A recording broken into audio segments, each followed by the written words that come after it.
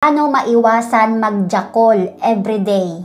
Ay, wow! Sana all! Kamusta naman ang mga kamay mo, dong? Hindi ba napapasmayan? Alam mo, dong, sa araw-araw na pagsasariling sikap mo ay walang maidudulot yan. Walang problema kung paminsan-minsan lang. Kasi ayon sa mga doktor, ay safe naman ang pagsasariling sikap. Pero kung kagaya sa'yo, dong, no, yung araw-araw mong ginagawa, pinaglalaruan mo yung tutoy mo, ay abay, hindi na magandang habit yan. Kapag ginagawa mo yan araw-araw, unang-una, hindi na maganda yung mental health mo. Pangalawa, nakakatamad na bumangon. Siyempre, halimbawa, marami ka pa sanang gagawin o gigising ka ng maaga dahil gusto mong tumulong sa iyong mga magulang. Ngunit, lagi mong pinaglalaroan, nagsasariling sikap ka, nagjajakol ka ba ganon? Eh, kapag ganon, siyempre, tatamarin ka, kakatapos mo lang mag-ana-ana sa iyong sarili. Eh, siyempre, tatamarin kang di ba? Babangon, matutulog ka na laang. So, ayun, maraming epekto sa iyong sarili, dong. At eto na nga, dahil may katanungan ka kung paano maiwasan ito araw-araw.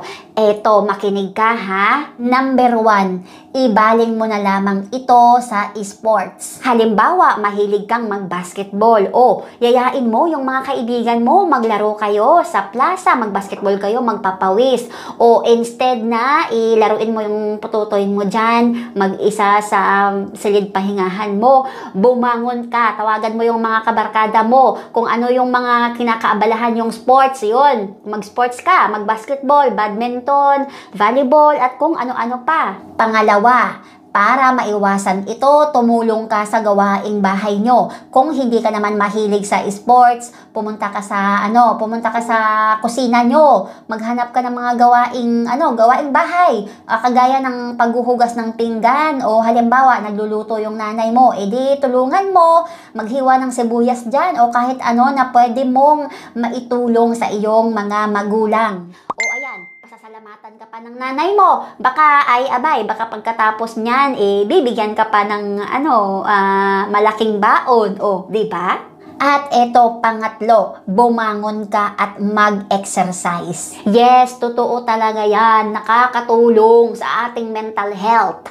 Mas lalo tayong, yung mag-growth yung ating mentality ba, ang utak natin, gagana, magiging malusog siya kapag nag-e-exercise tayo, nagpapapawis tayo, ayun. Tapos, syempre, nagiging healthy ka pa. Aside from that, naaalis yung mga cholesterol mo, at syempre, yung mga toxins mo sa katawan, o di ba?